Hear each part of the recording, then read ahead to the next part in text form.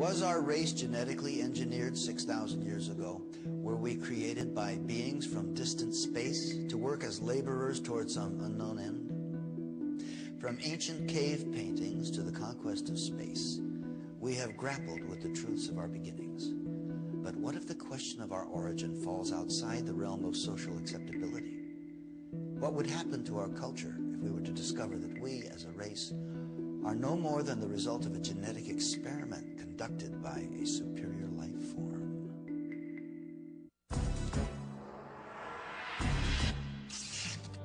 Over the course of the 20th century, we have witnessed exponential advancements in the collective knowledge of mankind. In every field of science and technology, our achievements are no longer measured in centuries or decades, but in years and even months.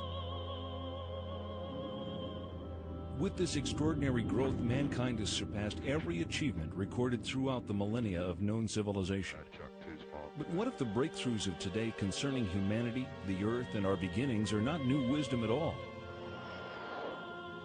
What if much of this supposed recent knowledge lay secreted away in the ruins of a once powerful society, awaiting our discovery? Could this alleged new knowledge, uncovered in Earth's little corner of the universe, be considered Genesis revisited? This is the belief of the world-renowned archaeologist, linguist, and expert in the field of cultural anthropology, Zecharia Sitchin. I'm Zecharia Sitchin. I devoted a lifetime to the study of ancient civilizations, ancient languages, their art, their beliefs, and the knowledge that they had. And the question is, when you study, when you look at all that, is it myth, is it mythology, or did it really happen? I believe it all really happened. In our obsession with antagonisms of the moment, we often forget how much unites all the members of humanity. Perhaps we need some outside universal threat to make us recognize this common bound. I occasionally think how our differences worldwide would vanish if we were facing an alien threat from outside this world. And yet, I ask you, is not an alien force already among us? A manned mission to Mars?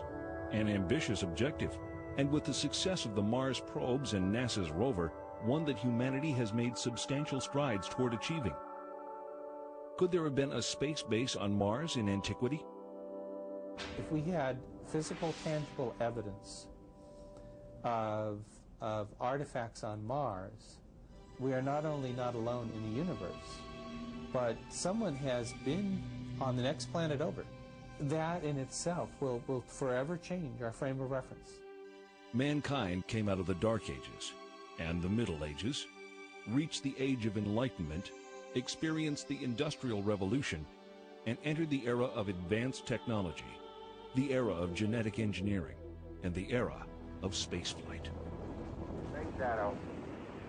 4 forward, drift into the right a little. 30 seconds forward. We copy you down, Eagle. The Eagle has landed. Astronauts who land like eagles. Zecharia Sitchin's research reveals that in our ancient past there were advanced beings referred to as the Anunnaki, translated, those who from heaven to earth came. The idea that there was in our solar system a race of intelligent beings far older than us who are now gone would certainly force us to rethink lots of questions, including the question of human origins. Where did we come from? Could we be the products of genetic engineering? The hypothesis that modern science is only now catching up with ancient knowledge is inspiring scientists and researchers to increase efforts to rediscover that which may have been lost over time. It rekindles a situation that has lain dormant almost 5,500 years. The incident of the Tower of Babel. In the Babylonian version of the biblical story, the people of Babylon were building a tower whose head shall reach the heaven, in which a Shem, a space rocket, was to be installed under the direction of their supreme god. But the other deities were not amused by this foray of mankind into the space age. The biblical story recalls that Yahweh came down to see the city and the tower that the humans were building, and he said to his colleagues in Genesis chapter 11, "This is just the beginning of their undertakings. From now on, anything that they shall scheme to do shall no longer be impossible for them. Come, let us go down and confuse their language so that they should not understand each other's speech." Thanks to the science of archaeology, experts now know that the first great civilization emerged almost 6,000 years ago. Older than the Greeks, older than the Mayans, older than the Incas. The people of this society were called Sumerians, after their land, Sumer, in the great plain between the Euphrates and Tigris rivers, today's Iraq. The book of Genesis calls the land Shinear. For generations, biblical scholars either ignore biblical references to ancient kingdoms or categorize these as legend or lore.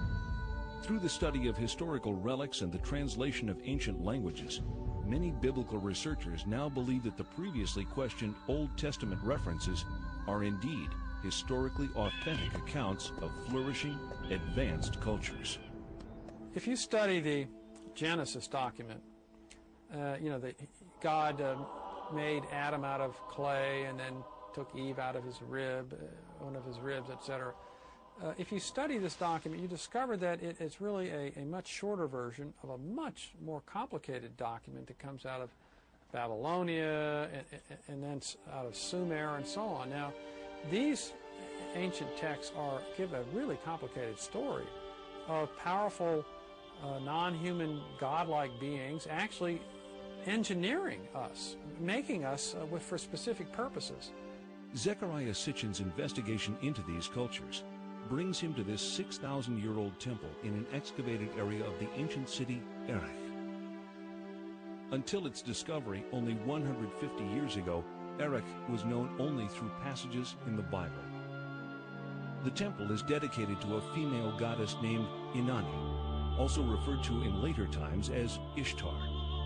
Zechariah Sitchin. You can see here her features a little damaged. Her divinity was marked by the pair of horns that she had. She held a jar with the water of life, and she was surrounded as a decoration, but perhaps also symbolically, with a symbol that some refer to as entwined snakes, which was the symbol of science in those days, 6,000 years ago. Some find in it a precursor of the Egyptian Ankh, which was the symbol of life and creation. Further results of Mr. Sitchin's research affirm the theory that this visage of entwined snakes is the symbol for genetic manipulation of DNA. Carved out in stone over 6,000 years ago, Ishtar is sometimes depicted flying through the sky and leaving the Earth's atmosphere to traverse the heavens. In ancient Mesopotamia, the secrets of astronomy and other celestial knowledge are kept carefully guarded, studied behind closed doors by an exclusive society of priest astronomers. Cylinder seals like these are the only surviving record of these carefully guarded secrets. This clay tablet carries the print of a cylinder seal about 4,500 years old. It depicts the god Enlil granting the plow to humankind, ushering in the age of modern agriculture. On closer inspection, something completely remarkable can be seen. A detailed depiction of the complete solar system configured identically to that known to contemporary science. With the sun prominently figured in the center, each planet appears in its correct position and relative proportions to the other planetary bodies. On the outskirts is one additional planet, a 10th, not currently located by astronomers of our modern era. Astronomers around the world are on the lookout for this evasive celestial sphere, as a growing body of physical evidence indicates that it does in fact exist. History records the discovery of the planet Pluto as February 18, 1930, by astronomer Clyde Tombaugh. Yet, Pluto is clearly shown on the imprint taken from the Sumerian cylinder seal. There is also one additional planet, the one that scientists refer to as the mysterious planet X, the yet undiscovered most distant member of our solar system. According to modern science, prior to the invention of the telescope in the 1600s, humanity had no knowledge of outlying planets beyond Jupiter, as these bodies cannot be viewed with the naked eye. Since the day of Galileo Galilei, optical astronomers have amassed an important body of knowledge about the outer planets. These theories established by astronomers from around the globe have been uncontested these last centuries. With the technological advancements of our day, new vantage